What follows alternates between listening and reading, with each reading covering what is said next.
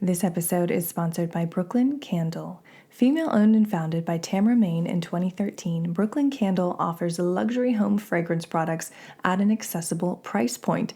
Everything is handmade in Brooklyn, and the fragrances were all inspired by travel and nature, moments, and memories. Now, they're also doing things responsibly. All of the candles are 100% soy wax, plant-based, and renewable. All products are free from phthalates, parabens, sulfates, petroleum, and dyes, and the beautiful vessels, the jars that they come in, can be reused and repurposed. They also limit plastic in production and have none in shipping. So everything is clean, and like I said, they're doing things responsibly. My biggest thing, of course, all of these things are important, is that when I walk into my room and the Santal diffuser hits me, I immediately feel more at peace and more at calm. There's just something about scent, especially, that takes us to a different vibration, a different place. So if you want to experience Brooklyn Candle, head on over to brooklyncandlestudio.com and be sure to use my code Motherhood20 to save.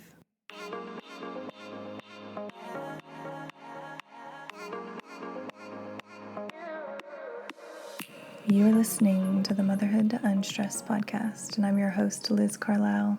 Thank you so much for tuning in. I am so glad you're here, as always. And as always, I'm excited to share the work of my guest with you. And this week, I'm speaking to Dr. Doni Wilson. She's a naturopathic doctor, certified professional midwife, certified nutrition specialist, and author of Master Your Stress, Reset Your Health. And that's really the subject of today's interview. We're diving into her book, which explains how she has spent over 22 years helping thousands of patients overcome health challenges and achieve wellness by using specific strategies that address the whole body and ultimately resolve the underlying cause of distress. So that's what we're getting to in this episode, discussing the impact of stress on our health and how it's actually possible to recover from burnout and become resilient to stress. And this is one of those episodes where obviously I want to get the information out to you as soon as possible, as clearly as possible, so that you can improve your health.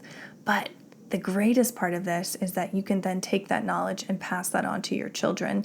And then, even at their young age, they're already light years ahead of everybody else who is kind of under the traditional medical system, where you might spend 5 minutes in a doctor's office and no one's really trying to get to the root cause. They're just treating symptoms. So I love speaking with brilliant people like this who are going to up-level all of us with their knowledge, with their years of research and experience. So please share this episode out, leave us a review if you haven't, and enjoy this episode with Dr. Doni Wilson. Well, hello, Dr. Doni Wilson. Welcome to the show. I'm so glad that you're here. Thank you so much. I'm glad to be here. Yeah, and like I was saying 2 seconds ago, there's so much that I want to get into. So I'm going to try my best to ask you the best questions that fit into a half-hour program. So let's kick it right off. Can you talk about what stress mode is and the events in your life that led you to healing this, not only in yourself, but in thousands of other people? Oh my gosh, absolutely. And I love that you picked up on the term stress mode, because that is the way I describe it. I think that most all of us are in stress mode all the time, whether we realize it or not, and it's really just this constant sense of overwhelm and having a lot on our to-do list, basically too much to do in too little time, right? Where we just feel like, how am I supposed to get all of this done and keep up with my life and keep up with taking care of myself? And it's that constant stress mode that ends up disrupting our stress hormone levels, our cortisol levels and our adrenaline levels.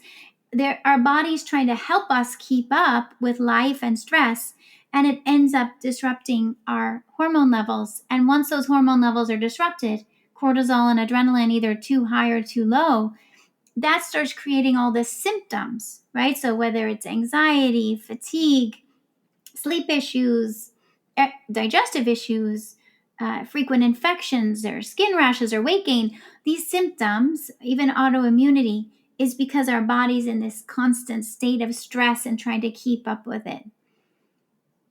Wow. Wow. And so, you talk about all of these things and how to treat it in your new book, Master Your Stress, Reset Your Health. Now, I was surprised to learn that there are different types of stress for different people. You stress in different ways. So, can you talk to us about the different stress types? Because I feel like most people just think stress is stress. Absolutely.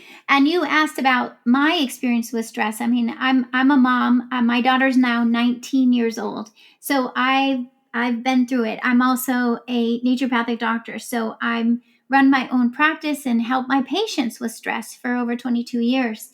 And so this is where I identified these stress patterns, right? These stress types, and that we each are individuals in terms of how stress affects us.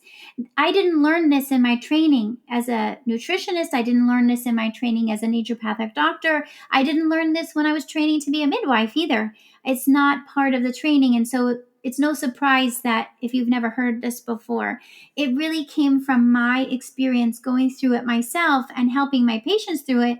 I realized that the way stress affects us is not the same for each of us. And that means that the treatment is not the same either. That to really help our bodies recover from stress and get our cortisol and adrenaline back to optimal means that we need to first understand what that stress is, how is affecting me different than you. And so the stress types that I identified are really based on these patterns of cortisol and adrenaline, where one person's, when they're under stress and they're in stress mode, they might go to having high cortisol, high adrenaline levels. That's what I call the stress magnet. We're gonna need to do different treatment, even down to when you exercise and how much you exercise, when you sleep, how much you sleep, how much you meditate. These things, as well as nutrients and herbs that help bring the cortisol back to optimal, is going to be different than a person, let's say, who has low cortisol, low adrenaline, which I call blah and blue. The blah and blue stress type or stress pattern requires different way of exercising, different nutrients and herbs to help get the cortisol and adrenaline back to optimal. So really the name of the game is, how do we get your cortisol and adrenaline levels back to optimal levels, even though you're still doing your life? Because that's the thing, right? We think, am I supposed to just stop? Is there a stopping point at some point? But we know as parents, as business owners, we can't just stop. We need to keep taking care of ourselves and our families. So it's not about just stopping. It's about how do we take care of ourselves better while in the midst of our life and our responsibilities. Yeah, I think that is the key question right there.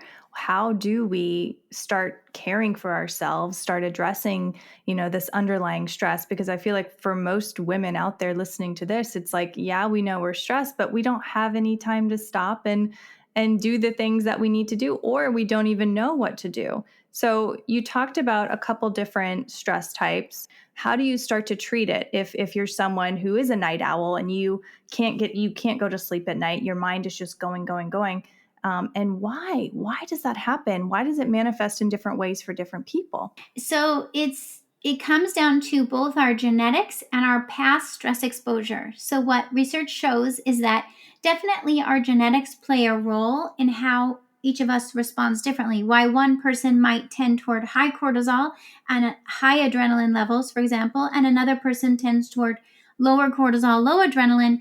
That's to some degree based on genetic tendencies, but that's not the whole thing. It's not 100% genetics. It's not even 50% genetics. It's mostly based on our past stress exposure, starting from childhood and even before we were born. We're actually also influenced by our grandparents' stress exposure. That influences how I'm responding to stress today. So it's about your family history of stress exposure and stress recovery, as well as in your childhood. We know about adverse childhood events. There's a lot of research on how stress in childhood continues to affect us throughout our lives. But what I like to emphasize is that also gives us all the opportunity to have it not negatively affect us.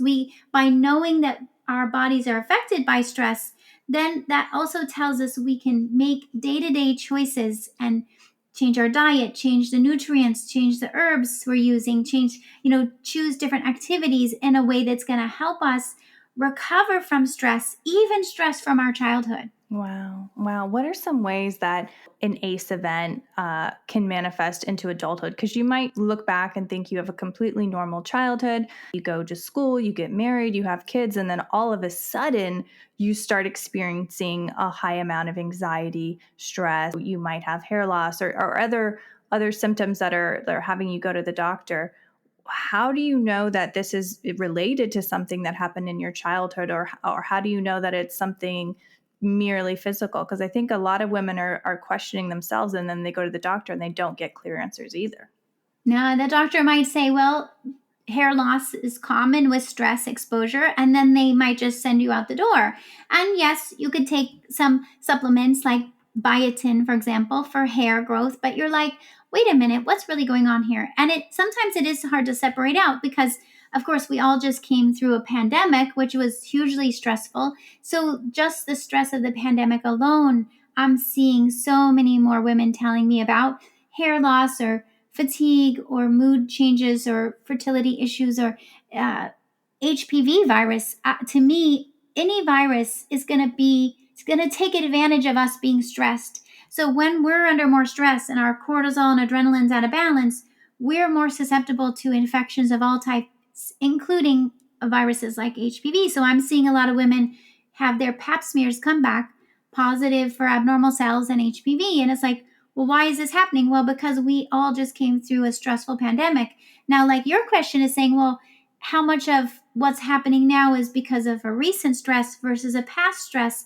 And sometimes it's hard to tease that out. I would just, for each person, want to look at that and say, hey, let's consider it all. Let's put it all on the table. And in the book, that's what I do is I say, it's helpful to understand your different stress exposures, just because there's a level of acceptance then, right? I think it helps us so much to have awareness and acceptance to say, hey, this is my life. This is the stress I've experienced. And not to feel a victim, but to be able to have compassion for yourself and be like, wow, no wonder I'm having these symptoms because I have been through stressful experiences. I have had maybe sometimes stress in childhood might have been just changing schools or having a divorce in the family or even a substance abuse in your family or a family member who had a mental health issue themselves with stress.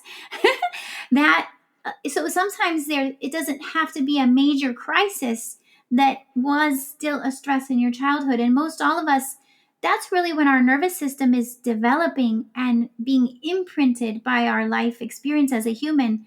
So usually there are some even minor challenges that end up imprinting as a stress response in for us, and so a lot of people then may work with a psychotherapist or a psychoanalyst or other forms of emotional support to help you be able to look back at your childhood and get some perspective on it.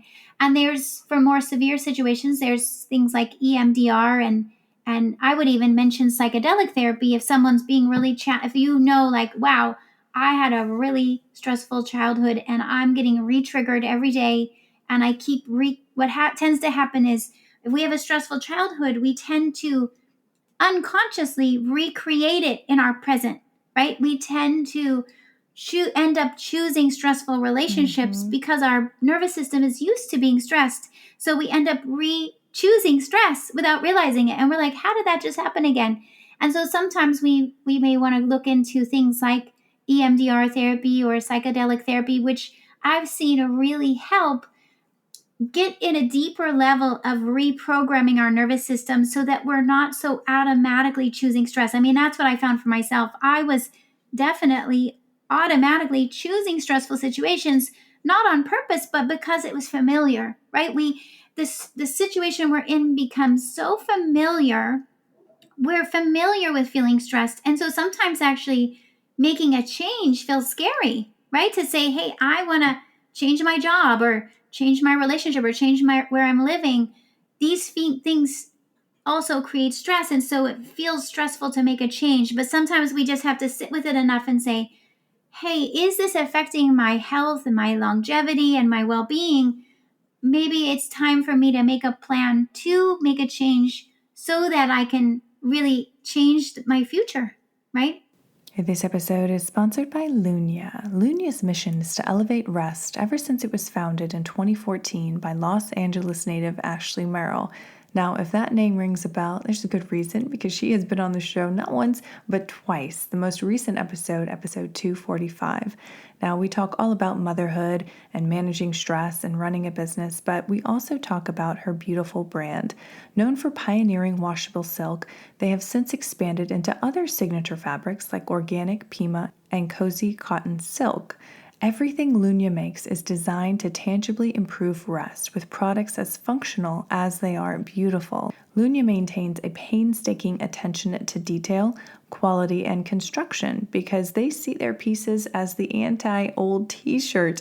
They are the uniform for those who share their belief that resting is the most important time of the day. So if you would like to get some Lunya apparel of your own, please use my code UNSTRESS20 to save at lunya.co. That's lunya.co. Yeah, and I love that you mentioned these alternative therapies that are now becoming insanely popular because we've actually been able to study them in clinical trials.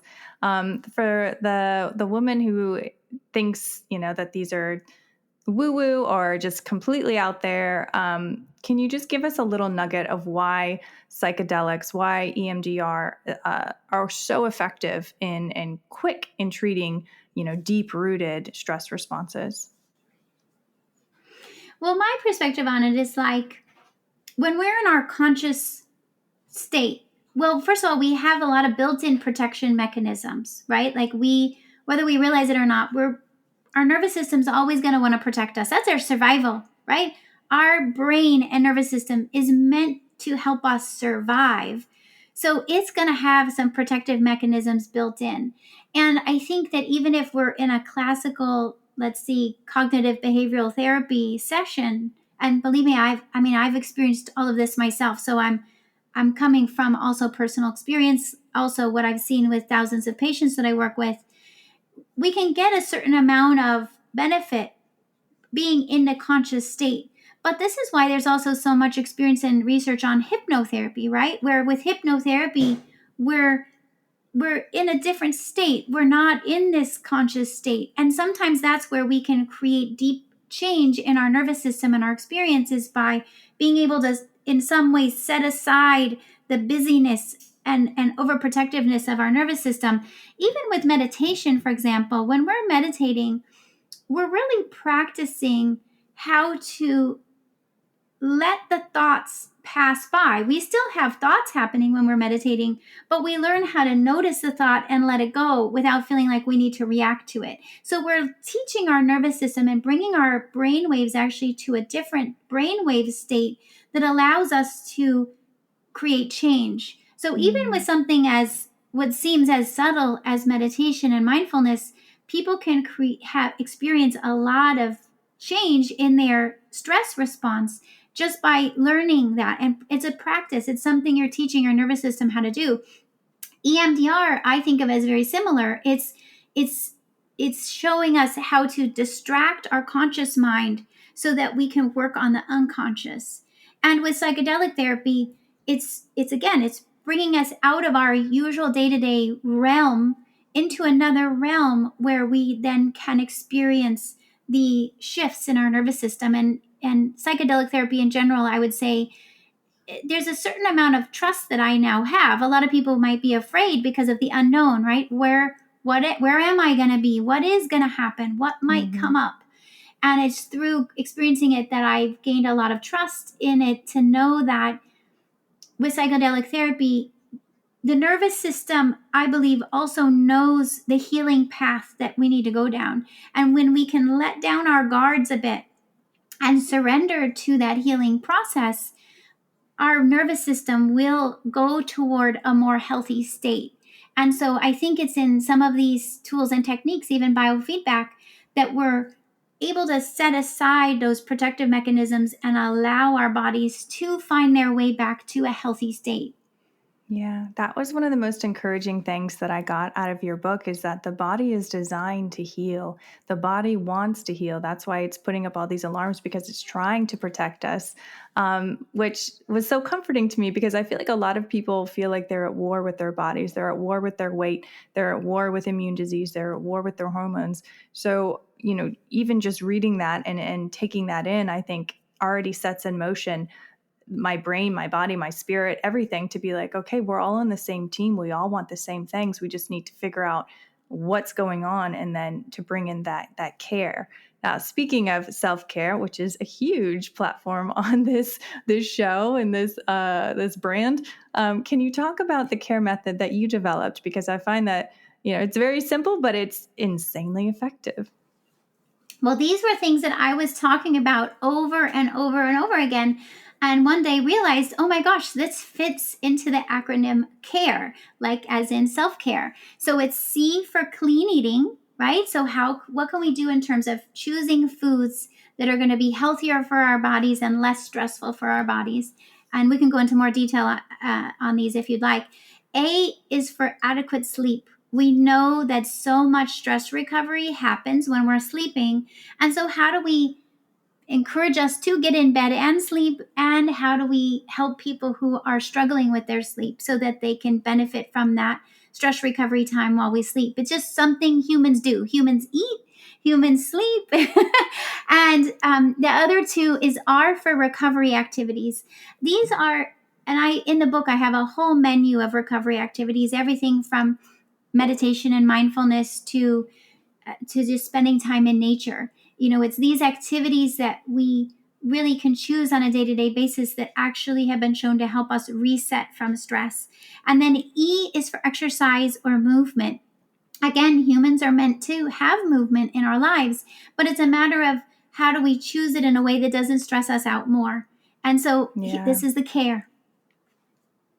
I love that. I love that. Yeah, because I just had someone on the show earlier who was talking about how sometimes cardio is actually not what you want to be doing if your hormones are not balanced, and it can actually cause more issues. So would the stress magnet benefit from a lot of exercise, or would they have to do more yoga, Pilates, things like that, just for example?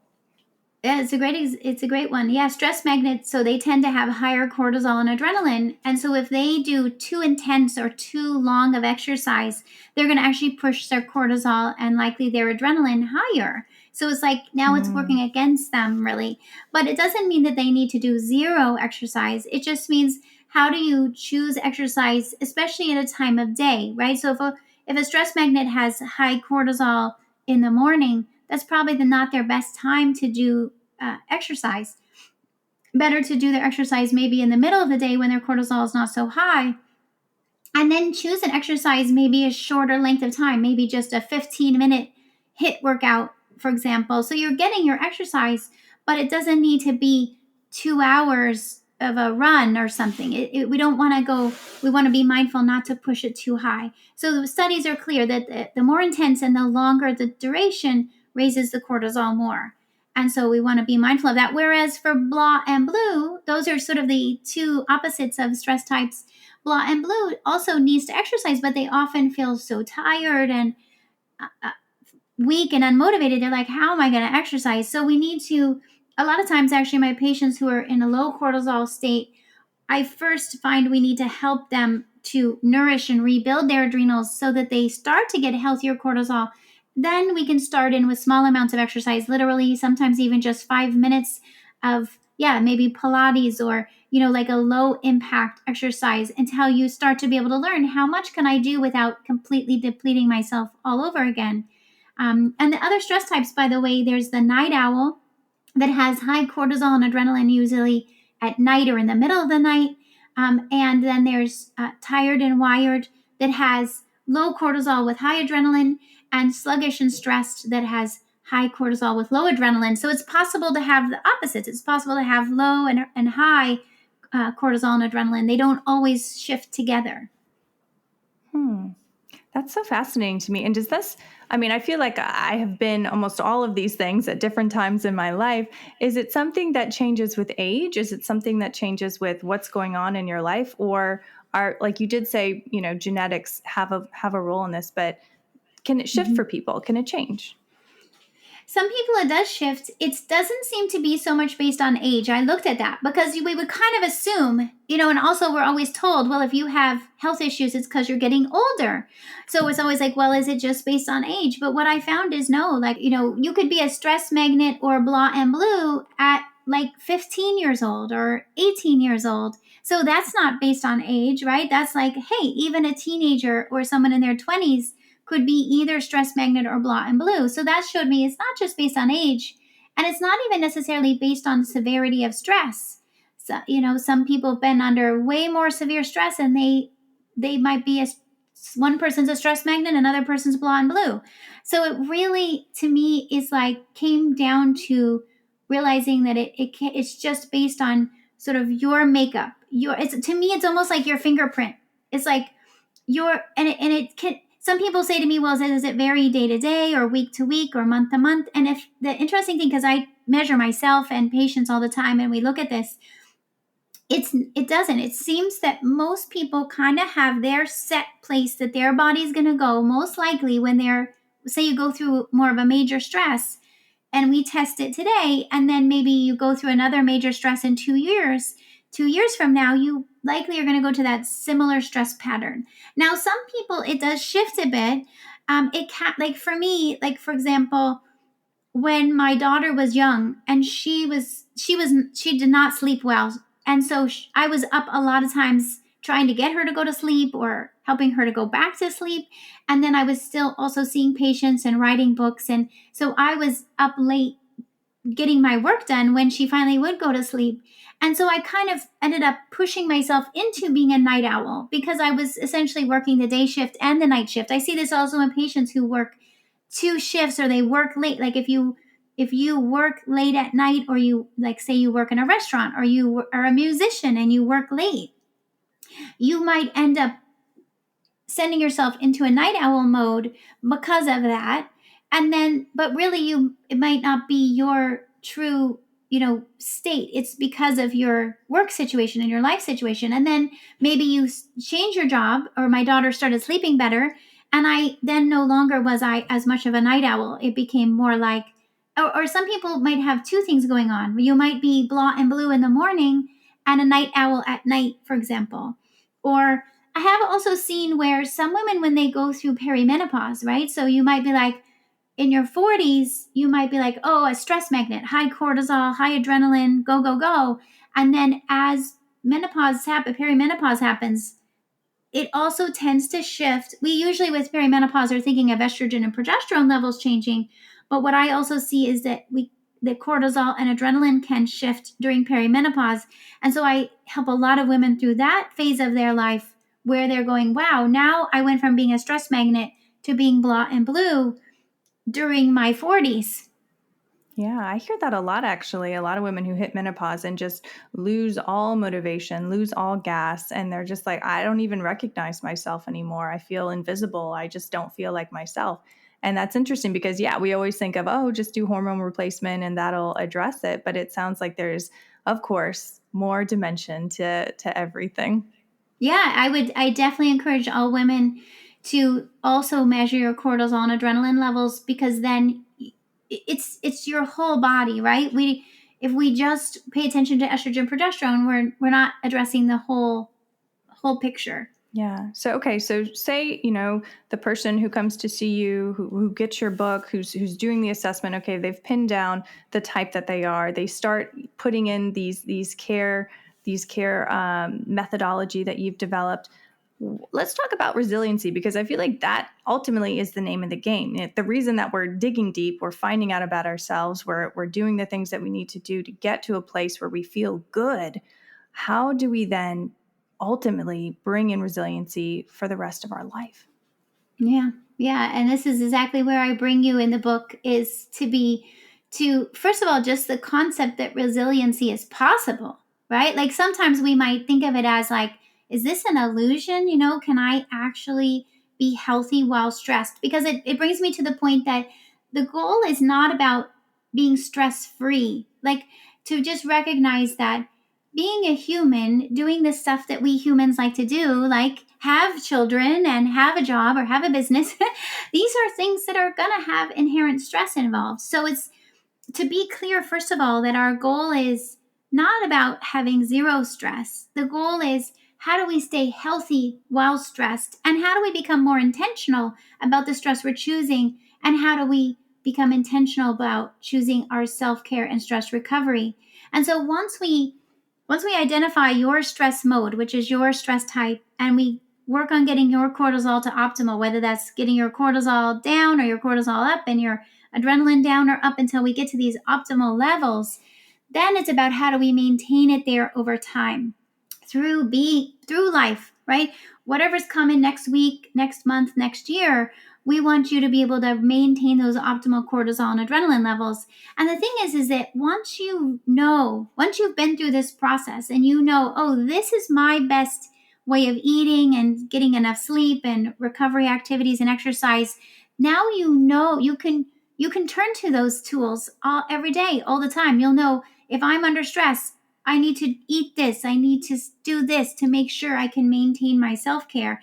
That's a lot of resiliency, is just really getting your self-care routine to be so part of your life that you don't even think about it anymore. You just know, I'm going to wake up and do this, and then I'm going to do this, and this is what I'm going to be eating, or how I'm going to be aiming to eat. You know what I mean? Like it becomes so part of your life that you're not having to try and work, or you don't even leave it out because it's just part of your normal day-to-day self-care routine. And then also, if you are under more stress and your cortisol goes high, you're going to know, oh, I need to choose phosphatidylserine and ashwagandha, for example, to bring my cortisol down. Whereas someone who tends toward low is going to say, okay, I better go take my adrenal support to raise my cortisol up. And so you learn what to reach for to help maintain under stress. And that's what I consider resiliency. Yeah. I mean, it's prescriptive, isn't it? It's like, okay, I know how I am, who I am, how I react to stress. And then it hits and you're like, I got it. I already have the game plan. I love that. I feel like that is so empowering to women, especially after, the past 2 years. And, just as things continue on, it's like this is giving them the key that they need to take control and to not feel like they're going to be overwhelmed by life circumstances. It's like, okay, I have a game plan. Like that's everything. It really is, because as soon as we end up losing our kind of control, right? Something else is determining our life and our health and how we feel. That feels very scary, right? You start to feel very overwhelmed because you feel like what can you do? But if we can bring it back to like, actually, you can have a lot of control by really prioritizing your health and your self-care and prioritizing your cortisol and adrenaline levels. It makes all the difference in the day-to-day, because then if something unexpected comes up, you have a fallback. You know what's going to sustain you. Yeah, absolutely. Okay, wow. I told you this time was going to go by really fast, and it did.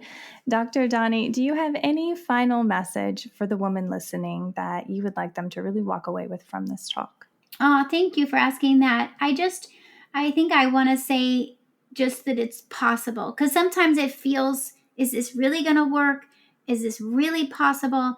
And I want you to know that from my experience and what I see with the patients I work with, is that it is possible, that this actually does. This is not just a crutch or a costume or a temporary thing. This is actually something that can help you realign with yourself, know yourself and love yourself more, and actually help you do the things you're really passionate about and what you feel purpose for in your life, without having to be constantly drained by it, right? Like, how do we actually do what we love while feeling good doing it?